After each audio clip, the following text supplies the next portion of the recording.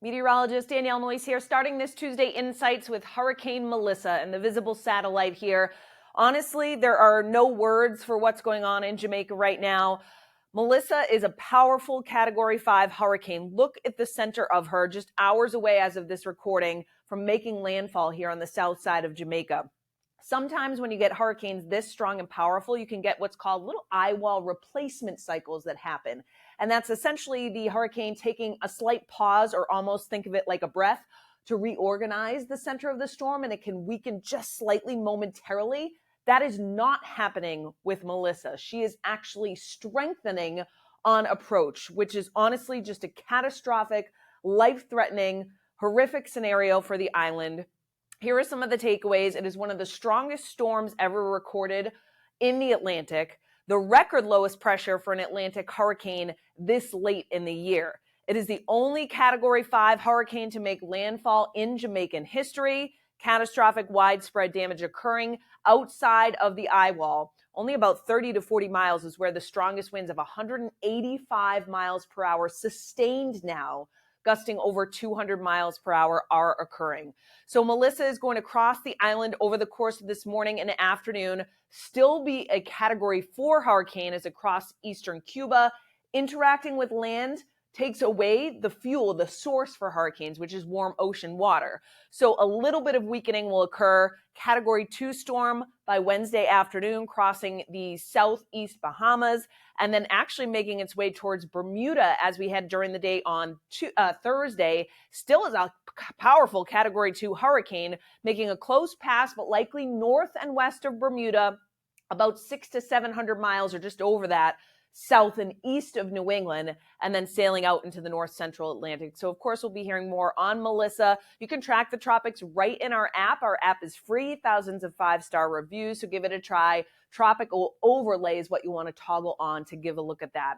Atmospheric energy, you can see self-sustaining storm and an engine down here with Melissa. Here at home, we've got a couple different clusters, one that's coming and actually backing up towards New England, but it's this big trough or dip that's coming in to the central and eastern United States that will help feed some of the moisture here into New England as we get some of the rain that comes through later Thursday into early Friday. There's that energy from Melissa, so you do notice sailing safely south and east of New England, but a few clusters or at least a tropical link in eastern portions of New England during the Thursday evening and early Friday timeframe. After that, for the upcoming weekend, still this dip, this trough that's carved out across the Great Lakes and into New England, so a cooler than normal pattern does continue here at home.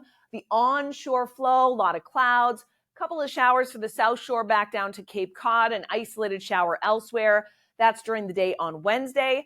Thursday, mostly cloudy, but a lot of the day, particularly the farther east you go, will be mainly dry, aside from maybe a few rogue showers out ahead of this main line. The heaviest rain Thursday morning and at midday is going to be to our west, coming through the Delmarva, stretching back up into eastern Pennsylvania and New York State. This will slide through from west to east Thursday, late afternoon and evening.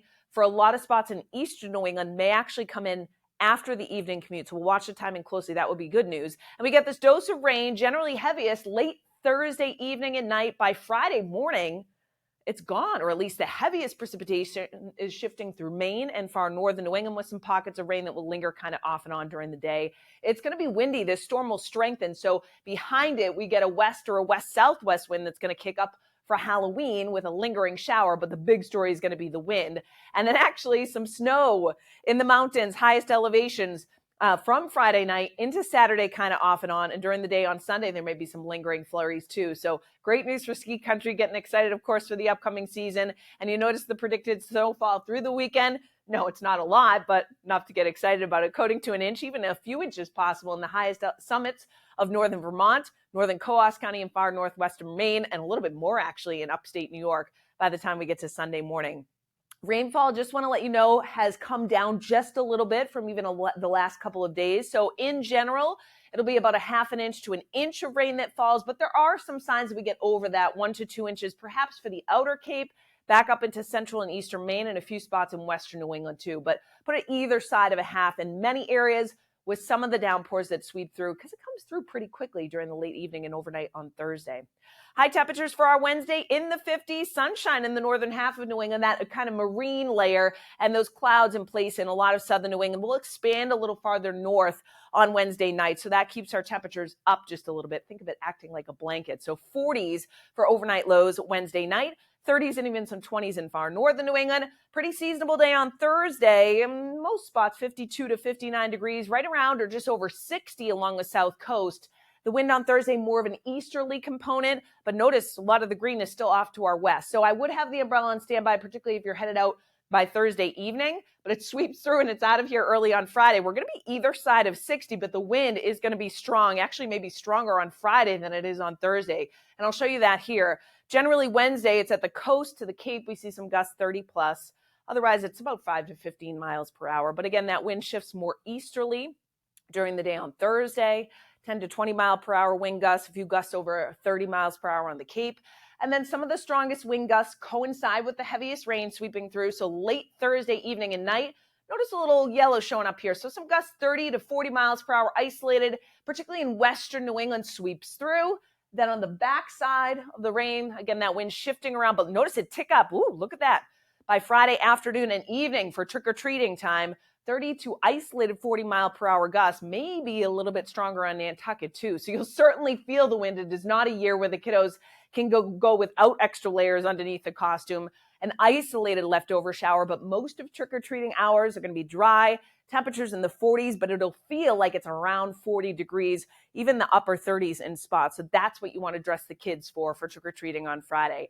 Highs on Saturday, cooler 50s, 40s north, again with some lingering mountain rain showers mixed with snow in the highest elevations. Sunday, very similar as well. Sun and clouds and temperatures cooler than average. If you like our content, you can get more as a member. We've got 4 membership levels to choose from. Help support our mission. All the details are at membership.onedegreeoutside.com.